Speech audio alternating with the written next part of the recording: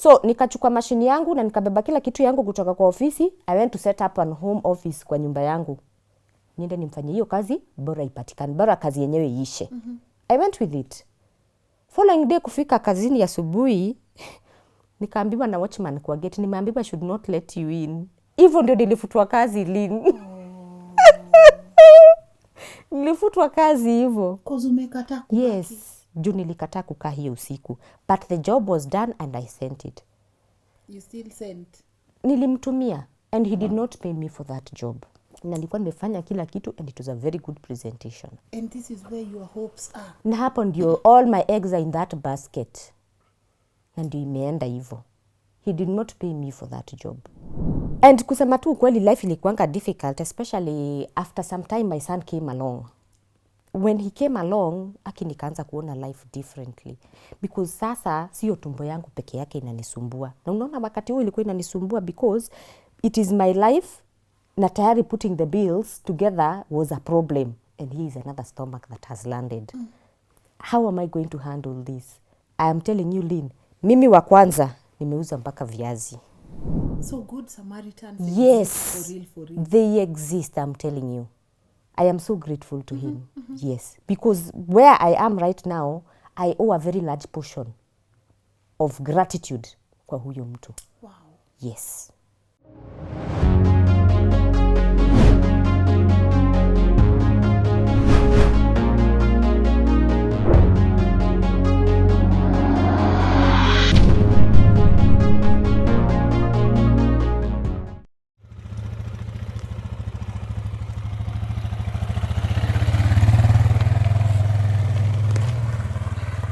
Hello, good morning and a warm welcome to today's episode of Inspire Global. My name is Lynn Ngugi and my people nikiwaambia kuna soft life, this is what I mean. Sasa today, I want us to listen to the incredible story of the person behind this entire design. And when I say design, guys, I mean interior decor, I mean the curtains, the easy niziliacha kuitwa sofa set. Recliners, my people. I mean outside, I mean landscaping. This woman is incredible and she's also going to tell us how strangers gave her a second chance in life and why she has never stopped doing what she loved doing. So before we even get to hear her story, people, I have to say thank you. Lazima nilipe bill. Let me say thank you to my incredible supporters at Safaricom. They have an amazing initiative dubbed 2-in-1 and you guys, you can check it out for the amazing work they are doing. Kama unataka chakula, Bonga Points hapo ziko, unaweza nunua chakula na Bonga Points. Credit hapo iko sawa, data bundles zote ziko sawa, but I love what they stand for. 2-in-1 guys, as in each one, teach one, reach one, inua mtu, and let's go beyond. So thank you so much my people at 2-in-1. Asanteni sana for sponsoring this episode of Inspire Global. Na sasa wacheni tukae chini please, tusikize hii story. Nasikianga hizi zinakuanga mpaka wapi switch? Oh Jesus, naweza jiaibisha tu hapa saa hii. Damaris, hii mbona isongi?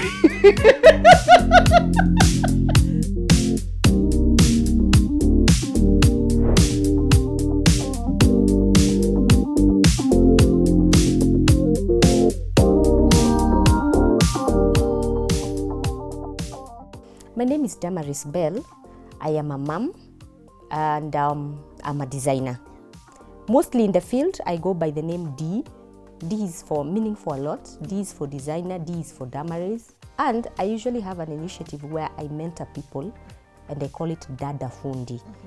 And mostly I mentor women, young ladies, single moms, na pia young people in the industry. Hata kama ni young men, I mentor people in this industry. Yeah.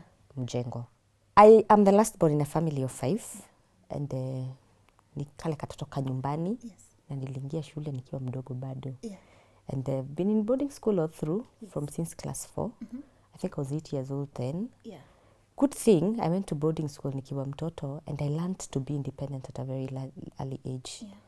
Now, along na maisha na independence yangu, Yes. unfortunately, I lost my father along the way. Which was ili ni destabilize kidogo kimaisha and my thoughts and my plans for the future. But these things, unajua ujuangi. You were really close. We were so extremely close with my father. And I thank God for my mom because my mom alikuwa supporter wangu mkubwa. I think she's my biggest fan of yeye ndio fan wangu number one. What's mom's name? My mom is Lucy Wanjera. Lucy. Yes. What's up? Shout out. Yes. Yes. She's my biggest fan and she is my biggest cheerleader kwa kazi yangu and in life she's my biggest cheerleader. Yeah. And along the way nikasoma and I really was confused. Unajua ule mtoto mwenye anakuanga tu confused akiwa shule, ajui anataka akue nini in future, but there are some things that really fascinated me because I was born with an art talent. Ninaweza nikakuchora vile uko saa hizi. Mimi nichore, acha kuchora, nichore. Naweza nikakuchora. I paint work, abstract art, nikajaribu kuzauza paintings zangu, but ilikuanga a little bit tricky for me because unaona mtu anaangalia kazi yako, anakuambia sasa hii picha unaweza niuzia pesa ngapi? Anakuambia mimi nitakupatia 500. But sasa ukiangalia 500, what can you do much with 500? I wanted something that naweza nikafanya kitu nayo na nijieke mahali, you know, you can do something with what you get. Yeah. So nikaendelea and I was thinking how can I put myself anywhere. Nikaenda nikasoma fine arts after shule. Lakini ni ule mwalimu wa pale, unaona ule mwalimu unaenda unakutana naye anakuambia by the way you can become an illustrator, kuja nikufundishe. Yes. So afternoon mnakaa pale nyumbani, mnasomea pale kwa desk 2 hours. Yeah. But it did not work for me. Nilikuwa nasikia hapana. And then along the way I was really fascinated. Unaona ile art yangu nilikuwa najiuliza how can I use my art to beautify my environment.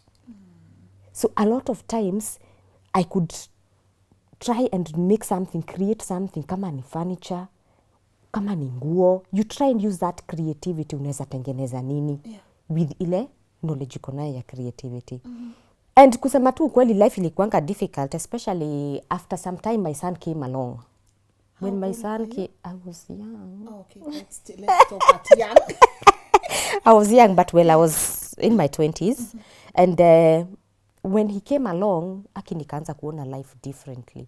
Because sasa, sio tumbo yangu peke yake inanisumbua. Na unaona wakati huo ilikuwa inanisumbua because it is my life, na tayari putting the bills together was a problem. And here is another stomach that has landed. How am I going to handle this?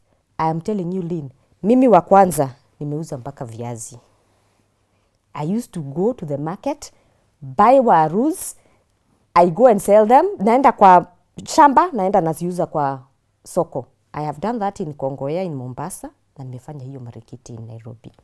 You've done that also in Marikiti? Yes. Okay. But I used to buy them from Molo. Yes. Najua Molo kule from the source. Nilikuwa naenda kule ground, nilikuwa nakaa na gumboots 24/7 huko nikienda kutafuta viazi because I have to look for the food, alafu ndio nipeleke kwa soko. Cabbages, waru and carrots, but main thing was potatoes. Okay. Nika hustle, niko na mtoto wangu, I'm trying to put bills on the table. Usisahau, I still have my dreams to use my art to make myself somebody somewhere. But I didn't know how, na sikuwa na mtu wa kunimenta, sikuwa na mtu wa kunishika mkono aniambie let's do this, let's do that. My warus nikauza, but still nilikuwa nasikia something is needed. Then my son fell sick because of too much traveling. Ukumbuke nilikuwa napeleka Mombasa Kongoya. So today we are in Molo, tomorrow we are in Mombasa. With your son? I never left my son, I am telling you. He was like a hump on my back. Unaona ule unafungilia nakaa hapo. Alikuwa anaishi kwa mgongo yangu. I did not leave him. Tumetoka Molo, tumeenda Mombasa. Tuko Nairobi, siku zingine tumejikuta Busia. I am telling you, my son got sick. Akashikwa na malaria. And we were in Molo District Hospital for a whole week. That broke my heart. Nikasema hata kama nikutafuta pesa, this is where I humble myself. I humble myself, I go back home, niambie mama yangu sasa, unajua, I need a course. Nataka mahali, penye ninajua niko na hii skill, na naweza nikapata pesa nayo. Hii kuzunguka na mtoto is going to be too difficult for me. I humbled myself and I went back to my mom. Na akaniambia don't worry, alinishika mkono. And I went back to school. I remember I went to Kenya Poly because she told me you figure out what you want to do. I went to Kenya Poly. Mimi kufika Kenya Poly, ule mama mwenye alikuwa pale, aliniangalia, akaniambia tafuta course ingine because I went to look for building and construction. Aliniangalia akaniambia, we madam tafuta course ingine. Nikamuuliza kwa nini, are my grades not too good? Akaniambia hapana, huko kwanza kumejaa, tafuta kitu kingine yenye naweza kufanya. And I left heartbroken. Na sasa ujue, I'm a young person, I'm very naive. Sina wa kuniambia ati hapana, you can insist to them because I mean you are paying for the course. I could not go back and tell them this is what I want. So I left heartbroken na nikaenda nikafanya mass communication. But still my heart nilikuwa naona hapana. There is something I need to be doing. Something with my art. I need to add value kwa society na ile skill yenye nitalana. I went back. Nikatafuta mahali naweza nikasoma. Kila mahali I didn't have anybody anaweza ni point any direction. I have nobody. So one day coincidentally, ujue Mungu ni Mungu. Yeah. Coincidentally, a lady who used to be my classmate, mahali tulikuwa tunasoma mass communication, she invited me for a weekend stay over kwao nyumbani. She used to live in Rwaka. Akani invite, her name was Miriam. Yeah. So she invited me, tukaenda kwao nyumbani. We stayed for the weekend and the uncle offered us a ride back to my place. So on the ride back, tukaingia mahali kwa hoteli. Where we went to sit and eat, the uncle told me, mwenye hapa anafanyanga design. Nikamwambia, really? I would like to meet him. Tu aniambie venye inakuanga tu. Yeah. How he manages and how things work. Akamuita. And he came. Very humble person. Akakuja akatusalimia. And nikaanza kukua interested. Nikaanza kumuuliza maswali. Hata sikumbuki kenye tulikula hiyo siku, hata kenye kingine tuliongea. That was the main focus of that day. Tukaongea, nikakuwa so interested. I got so carried away. I remember, nikamuuliza one question.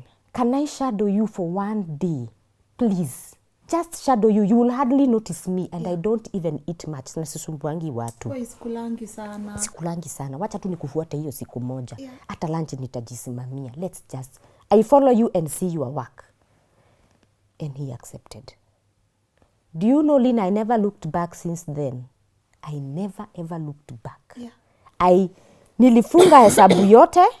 Even the things I was pursuing, the mass communication, I put everything. I put my whole life until that point on hold. And I remember this guy aliniambia, I have a few projects which we can go to. Tuende tukaone. A total stranger. A total stranger. Hatujuani.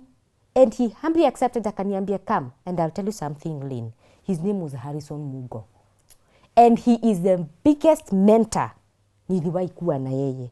Yeye ndiye alikuwa mentor wangu mkubwa. Mpaka hii yote yenye ninajua saa hizi, I learned from somewhere. Wow. Yes. And I am so humble because huyu mtu alinishiki, you know that mantle, I was looking for that mantle na aliniambia shika. You finally found someone to listen to you. Yes. And someone who could understand my passion. And someone who gave me a chance to grow. Because hakuwa ananipeleka ati site ananiambia ati wewe kuja hujui chochote. No. Tulikuwa tunaenda site ananiambia, give me your input. Let me pick your brain. What do you think? What do you think we should do here? He took my opinion. And in a lot of times I was told to be creative and he let me be creative. Na akanifunza in so many places. Mpaka in other places he left me to manage some of the sites. So akanipatia mpaka that mantle ya responsibility, kukuwa a responsible person kazini, how to lead. And he mentored me a lot. Yes, we do. In fact, most of my recent jobs, kila nikifanya, I have to send him a picture and tell him, mwalimu, look at your student. Yes, we talk. And we are very good friends. Did he charge you? Nothing. And we are good friends mpaka nyumbani, sisi ni marafiki wakubwa. So good Samaritans Yes, for real. They exist, I'm telling you. I am so grateful to him. Yes, because where I am right now, I owe a very large portion of gratitude kwa huyo mtu. Wow. Yes. And along the way, alikuwa na kampuni. It was called Domain. Kwa hiyo kampuni, you know, I was just a shadowing person. Mimi nikaingia. And we got so many jobs that hata wakati mwingine ningeenda site moja, yeye aende site ingine. And we split. You are still in your 20s here? Yes. So you are a mom? Yes, I am a mom. You have bumped into your dream job. Yes. How are you navigating between being a mom and, hey, here is my dream and I have to push because I have to give my son a good future. Sasa this is where it was before. Ukumbuke nikifanya ile kazi ya kuuza vegetables, Yes. I used to live on my own. But vile sasa niliona my son anateseka because of hiyo safari, You went back to I went back to my mom. The whole time mtoto wangu ako shule, I leave in the morning, I drop my son in school, Yeah. and then I go to work. And ukumbuke the first time, si ati unangojea mshahara. It is you go to work, you keep going to work because you are a mentee. But at some point, whatever we got, I got my portion. Whatever we got, I got my portion. Na as we went on, akani encourage. Akaniambia, you know what? What you are doing, you are very good at this job. I think you should actually go to school and uende ukasomee. Isiwe tu unaifanya. Go to school. Nikamwambia sasa mimi nitaenda shule wapi? And he told me, hold on. I went back to school and I got classes. And I'll tell you, I was actually the best in my class because I was already in the field. Tayari ninafanya kazi na ninasoma. So when people wanasomeshwa vitu, me I already know these things. I know how to deal with the client. Yes. I know how to do things practically. So when people are doing them there, mimi nishamaliza. Kama ni school project, I have already done them already. If people are looking for internship, I didn't need to do internship because remember, nimekwambia huyu mtu alikuwa na kampuni. So as we worked together, I made partner. Yes. So I made partner 50, I made partner 60-40.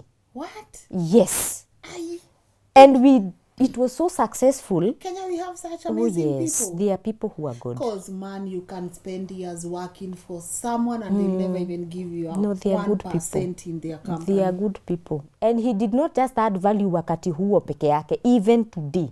Wow. Even to this day. To this day. Yes. Anaendelea tu kuongeza value. There are people who are good, Lynn. Kuna watu wazuri. Yeah. So pole pole, whatever I used to get shuleni, at least I can be able to pay off the bills. Na ukumbuke niko nyumbani, sina bills mingi sana. My son is still young. Sina mambo mingi ya kufanya. Sana, all the money that I used to get, napeleka shuleni. The money I get, napeleka shuleni. Yeah. And I did very well, and I'm happy for that. Good. So along the way, of course, kukakuwa kuna things that I would want to do that are maybe on a different level. Yes. And I wanted to expand. Unajua niko na ile joto bado nimeland vitu mpya, nataka I want to go out there and do big things. So I decided, let me try a different market. And I decided to go solo. So nikaingia kwa field. And I remember kuna mtu aliniandika kazi. Those were challenges sasa. Mahali niliandikwa kwa ofisi, it was very tricky to work there. And he was an Indian. Yeah. So akitupatia kazi kwa ofisi, unajua alikuwa, it was difficult to navigate. Sometimes kuna kelele kwa ofisi, who did this, who did that. Kulikuwa yani na kelele mingi sana. Motivated. Yes. And I could not get creative enough, sikudanganya. Creativity yangu haikukuja. So I remember one time tuko na very big client coming in. Na huyu client alikuwa anatoka Holland. Anakuja kuset up a brand here in Kenya. So we were supposed to design a showroom ya kutengenezea huyu mtu mahali tunamfanyia design. But sasa wale watu walikuwa kwa ofisi, unajua ile kelele mingi sana kwa ofisi, a lot of people resigned. Mimi nikikumbuka zile mashida nilikuwa nazo, hata singefikiria kuresign. It was too difficult for me to resign. So I kept holding on. So tukapewa ile kazi ya Holland. So nika design and I did my work. On the last day ya kufanya hiyo design, nikasubmitia mdosi wangu, nikamwambia ndio hii design ya showroom, na nikampresentia that day. Yes. But akaniambia kuna changes I need to do before ni msubmiti hiyo design. And I remember aliniambia it was not far from where I used to live. Na akaniambia I should stay overtime.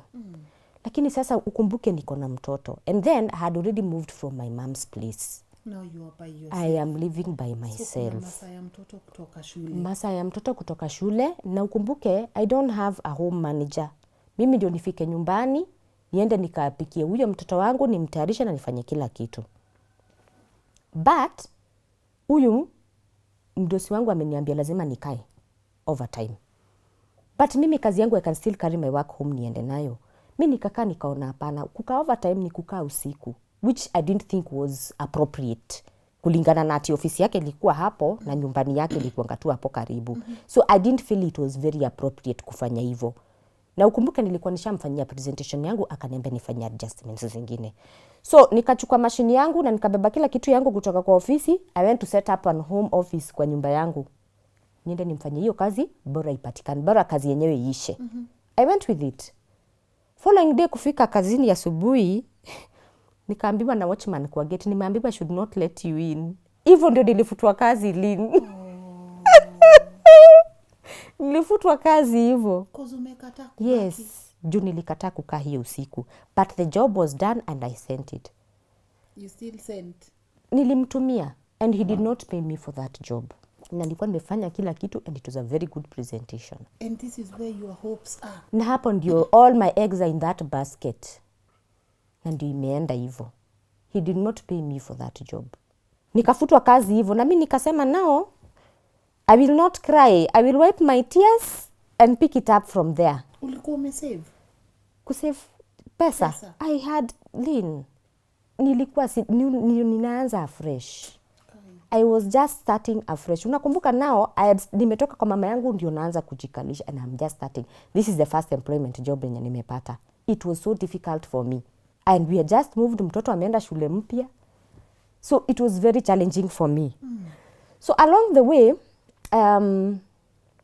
nilienda nikipata tukazi tudogo. Sometimes unaenda mtu anakuambia I want you to design for me furniture, outdoor furniture. Mwingine anakuambia I want you to do for me an office partition. Mwingine anakuambia I want you to do for me these small things. And there were challenges. Na challenge number 1 ilikuwa ni hapo kwa malipo. Ikifika ni kwa malipo, mtu anakuambia will pay you, ushampatia design, umemwonyesha what this is about, this is what I want us to do. Anakuambia no problem, I can buy the materials. Na mnaona client ananunua materials vizuri na anakupatia down payment, but when you come back for that last money, when you come to get it, simu haichukuliwi, you cannot get a hold of anybody, na wamedisappear hivyo. So I started going back thinking, now what am I going to do? Na nikajaribu kufikiria now, can I be able to employ myself in such a way that I'm doing my own thing? But ikakuwa ngumu to a point that I could not even fit in. Ati vile unasema you have that social life. I had zero social life because huyu mtu hata kazi yenyewe putting it together inakujanga once in a while. Putting my bills together is a problem. And I have my son, I have to be there for 24 hours. So one day, nilipatana na client mwingine. And that client is another person who gave me a really big chance. Wow. Sasa huyu, I made mistakes, Lynn. I made mistakes. Hile unaona, you've arranged the work, umefanya kazi, but this is not what he wanted. So you need to readjust. But he really gave me a chance. Alikuwa ananiambia, don't worry. We will do this again. We will redo it. Hakuwahi piga kelele. Hakuwahi niambia I was insufficient. This person gave me a chance. This person alinishika mkono. All through mpaka tukamaliza kazi yake. And hakuna siku hata moja nilienda nikasema ati sina pesa. I cannot pay my bills because of this and this. Hapana. And all through, when I had a problem and I needed to talk to him about it, nimwambie, I have personal issues here, I cannot come to work. Ananiambia usijali. If you have personal issues, these things happen. Aliniendelea kuni-understand all through. And he really gave me a big chance. And recommended me for other jobs after that. Wow. Yes. What's the name? His name is Washington Kiro. Ah, Washington. Yes. Shout out? Yes. Alinisaidia sana. And along the way, when people were there to hold my hand, my mother was my biggest, huyo sasa ndio alinishikilia mkono zaidi. My mom was there for me, and I realized one thing, Lynn. When you are going on a journey, you need people along with you. Na wakati umefika mahali unaenda, ama umekaribia mahali unaenda, you need to hold others. Na I realized there were a lot of people like me in this country, watu ambao walikuwa wanahitaji mentorship. Unahitaji, unaona kama ule mwenye alinishika mkono mara ya kwanza akakuwa mentor wangu. Nika realize watu wanahitaji mentors. A lot of people need people to hold their hand and at least show them the direction. Or point them a direction, at least mtu ajue mahali ataanzia. Na single mothers ni wengi ambao wanahitaji msaada wa like to stand on their own. And along the way, I met people who are interested in my job, especially after COVID. A lot of people who are interested in my job, but they didn't know how to get there. They didn't have the skill and they didn't know where to go to get the skill. I met a few people. There's a lady I met, akaniambia, I lost my job over COVID and I need footing. Niko na watoto and they need to eat. So as we tried to mentor, nilijaribu kumentor this lady, aweze kushika mambo 2-3, at least she can be able to take a job like a contract, aweze kufanya. I realized, I think I need to do this as a wholesome, hata mtu kama hanijui out there, na anataka kujua something to do with mjengo, or they would want to learn something, I would be very ready to mentor them. Because si kila mtu anataka kufanya design. Kuna mwingine anataka kukuwa carpenter. Like me, I really always dreamed to be a carpenter. Kutoka nikiwa mtoto. But it did not suit me. Watu wengi walikuwa wananiambia, you don't look like a fundi. It is your heart that is there, but it's not you. And I had that desire and I just thought it is, watu wako na opinion yao. But my opinion is, that is what I want. I desire that from my heart. So I set up an outfit. That is a personal outfit that I usually use. It is called Dada Fundi. So Dada Fundi is where now ladies, mostly I have young men I also mentor, but sana ni ladies. Ladies wanakuja and I teach them these things. Kama mtu anataka kufanya kama ni electricals, kama unataka kufanya cabinetry, kama ni carpentry, all those things. And I mentor them. So unafanya nini na nini? Me, I do design. Break it down for us. Sasa design in this case is putting the entire outfit together. That is inclusive of landscaping. Kama sasa ukinipatia nyumba yako nikutengenezee. Ninaanzia nyumba yako from the design part, layout ya nyumba. Ikijengwa, ikiisha.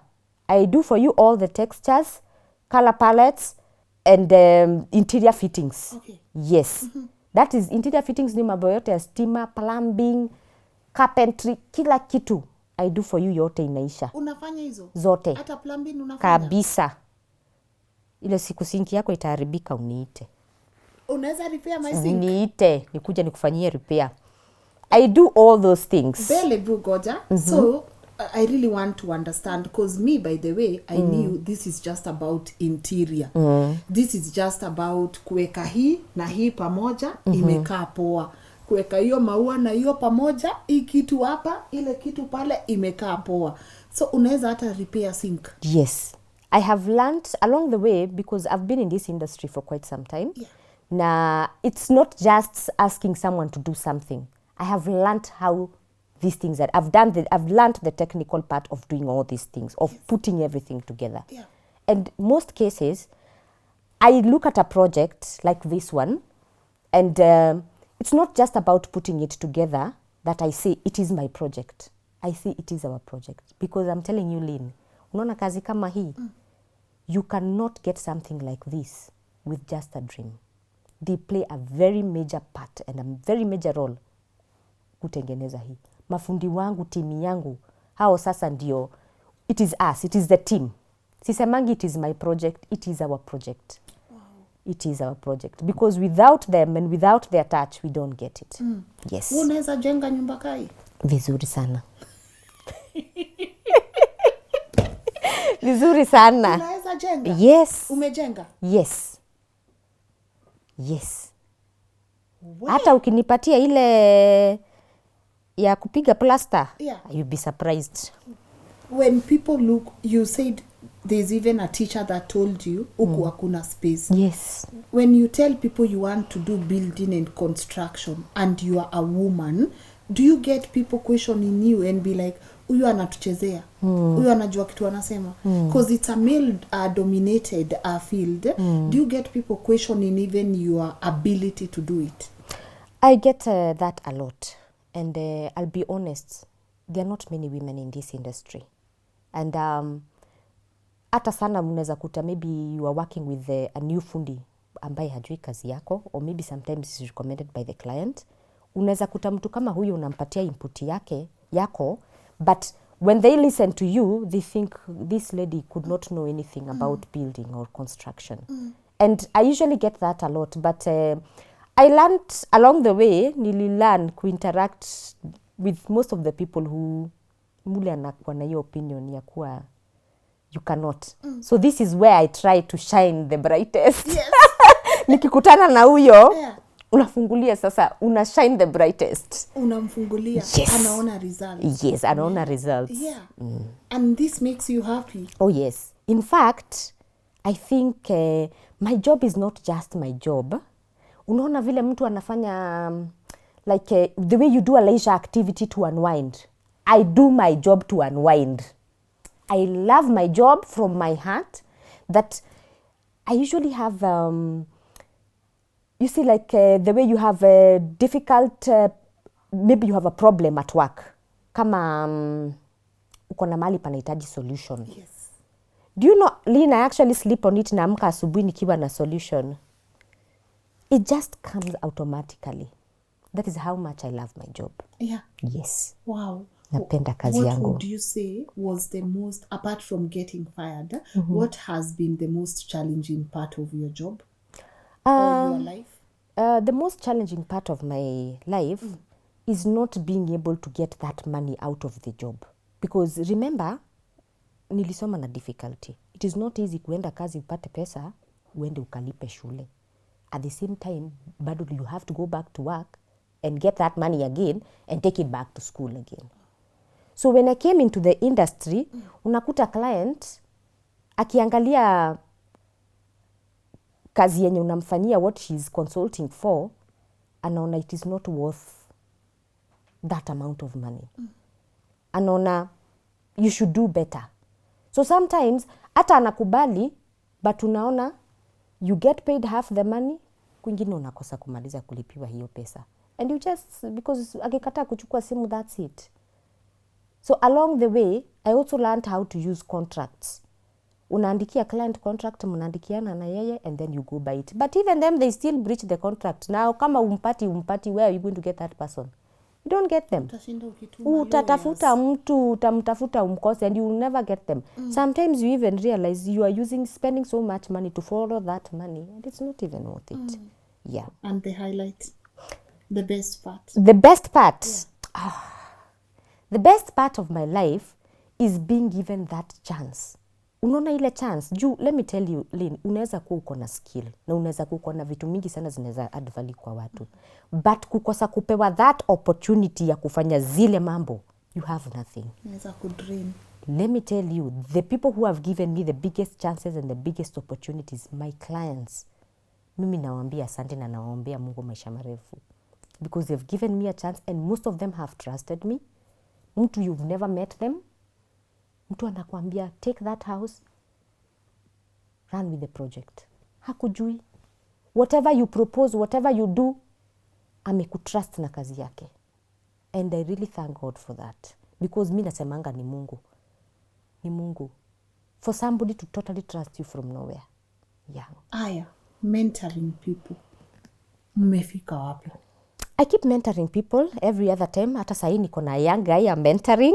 So mentoring is every time. Na siachangi mentorship yangu. Hata wale nilimenta kitambo, utaona mtu ananipigia simu ananiuliza, by the way, I think I need some skills kuongeza mahali fulani. Do you know this and this and this? Do you know where I can get this and this? Or can you help me here? And I never stop. I keep mentoring people. Yes. Kuna wale wanakona knowledge kidogo. Kuna wale ndio wanataka kuadvance, and I mentor. Yeah. Let's go back to life now. Many people, especially when kids come along and you find it a bit difficult, you know, especially for single parents, you don't go back to your dream, you know, and all these stereotypes surrounding single parenthood. How have you been able to navigate, and what would you tell people, especially single moms? Well, it has not been easy. Na I'll tell you, my son has been my number one project. Nikifanya zile zingine zote, my son has been my number one project. He is also one of my biggest cheerleaders kwa hii kazi yangu, because tunaendaka kazi na yeye sometimes when opportunity arises. And as I went along, my main thing was actually to be able to provide the best life for my son. Take him to a good school and be able to provide a good life. But sasa, ile challenge nayo nilikuwa nayo previously is because I had nothing, sikuwa na skill. Na lini wakati huo ndio niliona how important it is akikukuwa na skill. Uwe na kakitu, at least you know, ukitoka ukienda hiyo siku ukirudi jioni, you have something that you can provide for the ones waiting for you. I realized how important that is. Kurudi nyumbani na kitu. And that's the reason why I find it very satisfying to mentor people, because unajua huyu mtu akirudi kwake atarudi na kakitu. What would you like to tell, especially those who have given up on their dreams?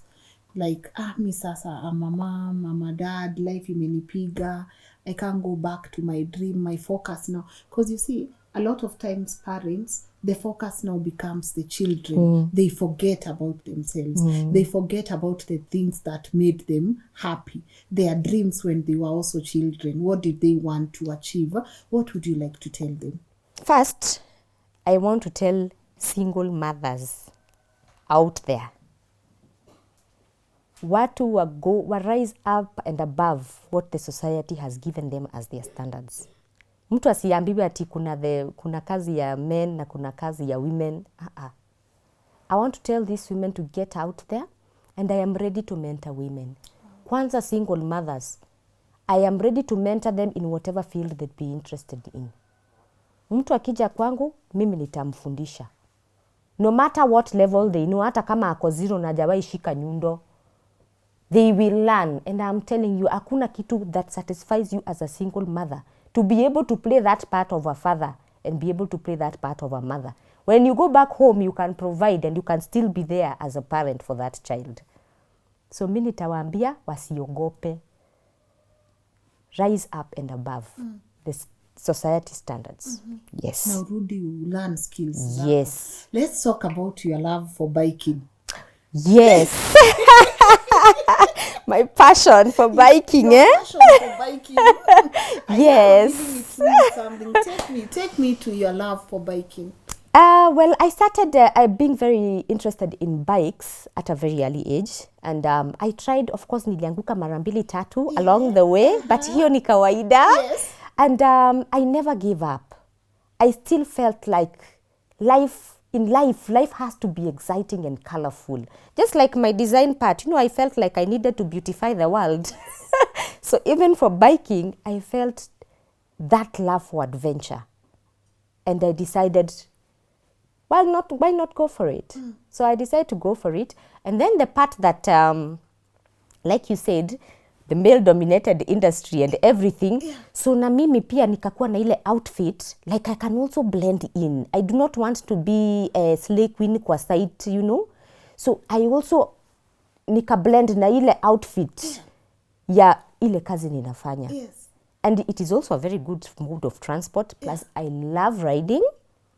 Na it is unwinding. It is very fun to ride by. You should try sometime. Mimi yangu acha nikue tu kwa G-Wagon yangu. Hizo zingine nitafanya, lakini after G-Wagon then nitafikiria bikes. But you look so good when it is wonderful.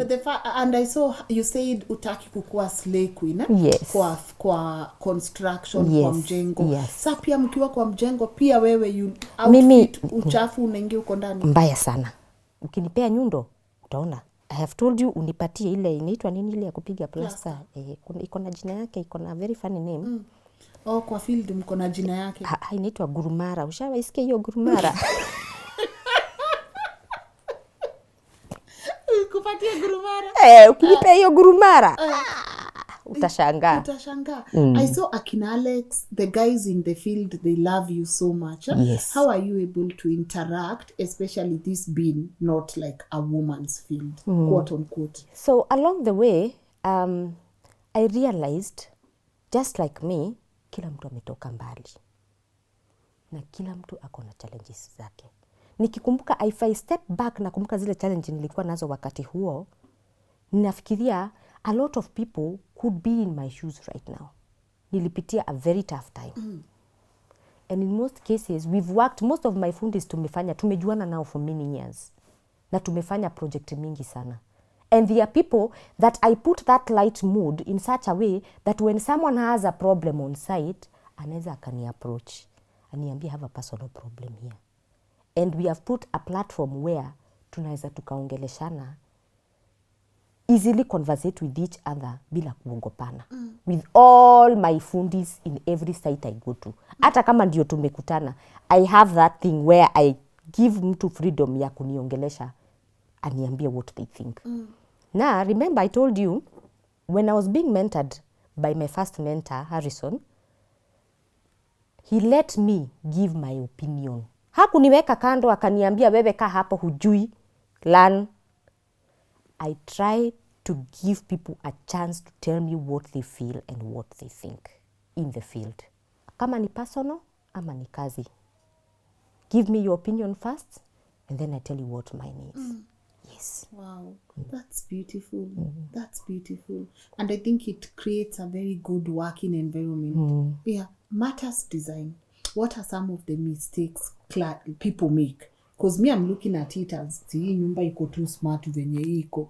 Kwani sinaweza weka hii na shandalia hapa na pale na hii. What are some of the mistakes? Because I want my audience to learn. What are some of the mistakes do you think we make? Especially because mse akishaanza kujenga anajuanga mimi and then later on you look at your house, it's messed up, themes haziyuko right, carpet tiles hazifanani, kila kitu ini orange, black, yellow. What are some of the mistakes we need to stop making?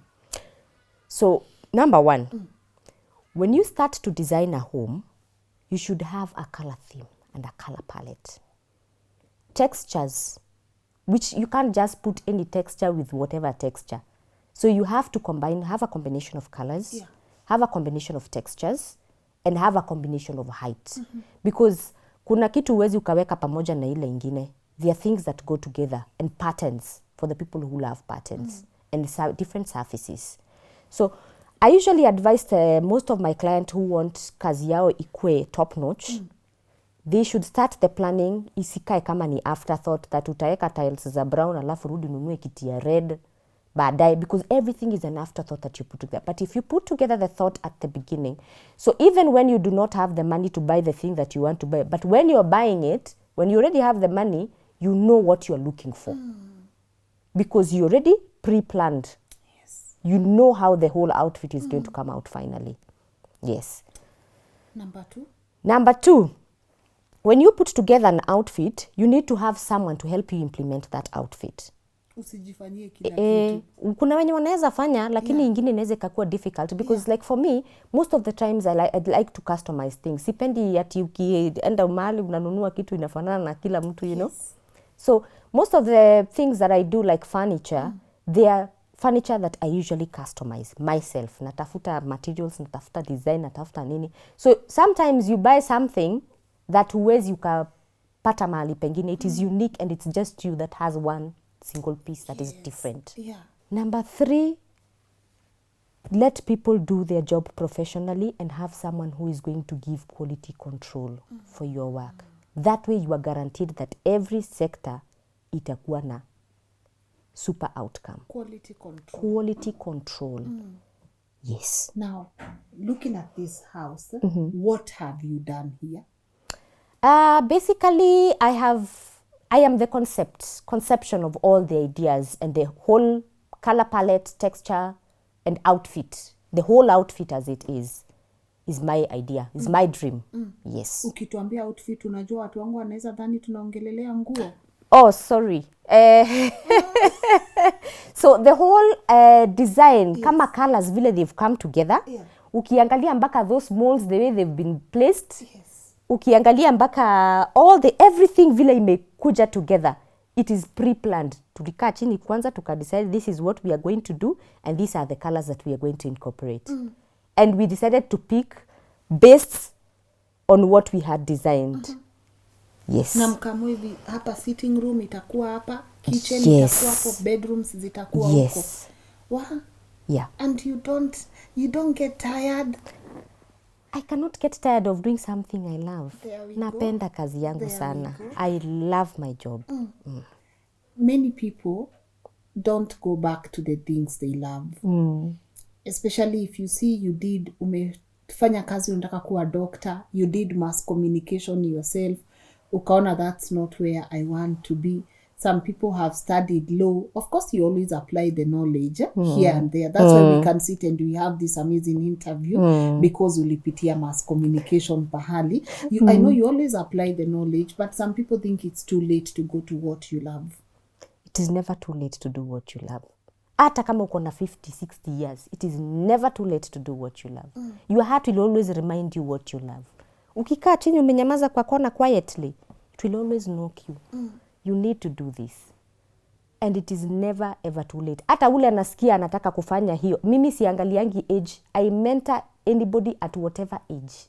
Whoever is interested and would want to do what I do, they are very much welcome. They are very much welcome. Very much welcome. Yeah. Something I want to ask, especially you've spoken of how good Samaritans gave you, strangers have given you that opportunity in life. Huh? But here we go. Some people, when you're even mentoring someone, you are scared. Huyu atafika pahali anipite. Huyu siwezi acha hata ajimekie decisions. Their opinion does not count. And I've seen that in a couple of institutions where someone is willing to learn, they are hungry, but you keep blocking. You keep blocking. You don't want to mentor these people. Is competition really a thing? Ama the cake is too big for all of us? I will tell you the truth, Lena. Wakati huo wote nilikuwa nimeenda shule na nilikuwa professional, I have mentored a lot of people ambao hawajaenda shule and they still get jobs. Hawajaenda shule but they still get jobs. Mimi nimeenda shule, the whole time nilikuwa sina kazi. And I'm sitting down and thinking, kuna ule mwenye ameenda amekuja amekuwa mentored by me, and they go out there and they find jobs. And when they find those jobs, they're able to put bills together. So saa hizi, I would want, in fact my joy would want, lini ukuje kwangu nikufundishe kushika nyundo, upige hiyo meza ikue meza, and if you surpass me, even better. Nikuwe na ringa na wewe nasema, look at this is my project. Besides doing a house, this is my project. Yeah. I am proud nikimenta mtu na aweze kufanya something for themselves. Because for me, I think my biggest achievement was being able to pay my own bills, put my son through school, and feed myself. That was my biggest achievement. Because you can work every day and work very hard, but you cannot sustain yourself. Because most of it at first was like that. Unafanya kazi kwa bidii, but you cannot sustain yourself. So for me, nezataka nifundishe mtu, I learn hata kinipita even better. Because I have taught a lot of people ambao wambaka wananipita, and they were my juniors. Unaona mtu anakupigia simu anakuambia, I need, my client needs someone to do this and this and this. Naomba unisaidie hapa. And I'm really, really proud of them. Really proud of them. Yes. I love that. Give us your key to success. Give us 4 keys to success zenye mwenyewe umejisomea. One, and number one and the biggest of them all. If you are getting anywhere, ukisaidia watu, ndio unaenda mbali zaidi. Wakati unashika watu unaenda nao, these people catapult you to greatness. And it's not just financial greatness, but when their lives are better, yours is even better. Good. Yes. Number 2, you see, when you have people, a team that you work with, as a leader, ni vizuri unakuwa personal. Usiwaone kama a group. Individual, unakuwa personal na every individual. Kila mtu akona shida zake, akona weaknesses zake, na akona strengths zake. So I like to treat people like individuals. Sipendi kuwa treat wakiwa group. And when you deal with a person like that, that person will outdo. Kile wewe umemwekea limit, ata go high and above that. those are the key. Inua watu. Kuinua watu. Ukiinua watu, watakuinua. Mungu hata yeye anakuinua mwenyewe. Unajua hii show yetu imekuwa sponsored by Safaricom. Tuinuane. And they are advocating for the same thing.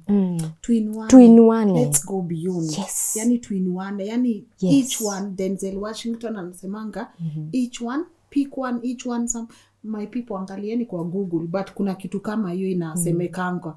Each one, teach one. I think something of the sort. Mi ujiuliza, inchi tuko. Ukiinua mtu mmoja, mi niinue mtu mwingine, tutakuwa tumeinua watu wangapi? At the end of the day, how will our world look like? But unaona kuna watu wanataka tu go through his success journey by themselves. So the key ni tuinuane tu. Tuinuane. And I'm telling you, kuinuana will get you somewhere. Yes. Can I ask a question? Please do. Utanijibu? What's the highest amount you've ever made in a deal? Hiyo sitakujibu. Niambie, ni nini yenye ilishakushtua? I would say kuna wakati nimetengeneza pesa mzuri ikanishtua, but sitasema the figure. Lakini ilikushtua. Ilinishtua. Ulikuwa na imagine? Did you ever think you would get? I'd never thought in my life that naweza nikafika at a point in life that naweza kuwa na pesa zinimalizie shida yangu. Because I'd gotten, kwa maisha nilikuwa naangalia naona it is so difficult to even fend for myself. Umeenda shule, umefanya hizi vitu zote, but unaenda unapata kazi mahali na hata ukipata kazi hulipwi. So it was so difficult for me to even think ati nimefanya hii kazi yote, huyu mtu atanilipa. And let me tell you, they came through for me. They are good people in. Mtu anakupatia chance na anakuambia this is what you do. Shika. Wewe ndio unafanya hiyo project. Yes. And they trust you. And they trust me. Na mimi bakini trust, I am telling you, hata heri nilale nikitembea usiku, I will not let you down. Because they have put their full trust in you and you go all the way. I don't want to let my clients down. Yeah. I remember last time you told me you get most of your gigs through referrals. Yes, referrals. That means people love yes. your work. Watu wanapenda kazi yangu, and also the way I work with them. My client relationship is also, I try to keep it very professional and still on a personal level. And I try to outdo. Ile wewe umenipatia, so umenilipia 100%, I try to do 200% for you. Over and above what you have paid me for. You give it your all. Yes, I give it my all. Yes. I want to wind up. But before I do, is there anything you think we needed to touch on that we've not touched on? Kitu tu nitakumbusha watu is kuinuana. That is what I will remind everyone, because it is the key thing to success. To success? Yes. Belle, I want you to look at your camera because there are so many people that stand out in your journey. The guys that held your hand, the stranger that came through, your mom. Let me tell you, I think our moms are just the best. The ability to stay with your baby while you're chasing your dream. Na kuambi, sa uliona tu zao niletee mtoto hapa Hey, lakini acha nikwambie kuna pia watu toxic. Mimi nataka tu kuambia wasee, especially senye mtu amepata katoi na vitu ndio zimemwendea hivi, it's not the right time ya kukondemu huyo mtu. It's true. That's the time when you need to hold their hand, because kama wamerudi home, that means you are their last resort. So even to everyone that's watching, especially moms, and your daughter comes back home, maisha imempiga na saa nataka kuanza sasa, na amekwambia mom nisaidie, just do it. I'm sure in future if you get a daughter and the daughter comes back home, you'll just with arms wide open utawa welcome. So I really do like commend your mom for being such an incredible sijui kana watchingi, but hii ata watch. Utumie link aende ya watch. She's a wonderful woman. Yeah. And you are a wonderful person too. You are a wonderful person. I want you to look there and talk to people who have held your hand. Feel free. Watu wenye wamekuinua na pia watu wenye unainua.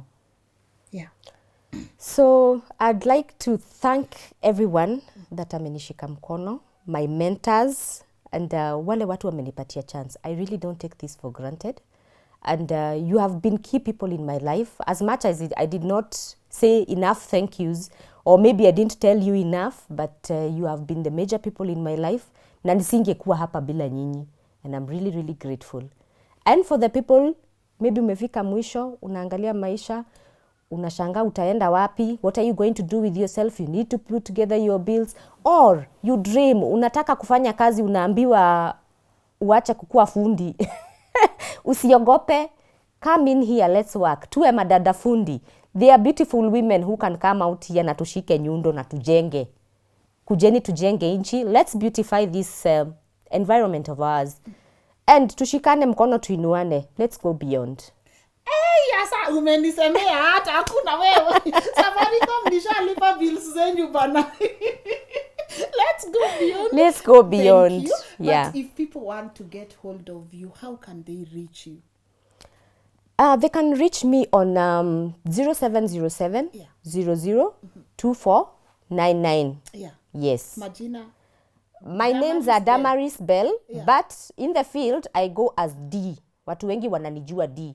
And D mostly inasimamia D for design, D for dada fundi, and D for Damaris. So D is my name and there are D's, D's. Acha nikuongeze and D for daughter. And D for daughter. Thank you. Yeah. Thank you for so much. Yeah. For even honoring us with, Yeah. just telling your story. Just knowing there's someone out there inspiring people. Someone who went beyond na akamua ndio passion yangu na lazima niifaitie. And I hope one day Mungu akinibariki unakam kucheza kawe kwa nyumba yangu.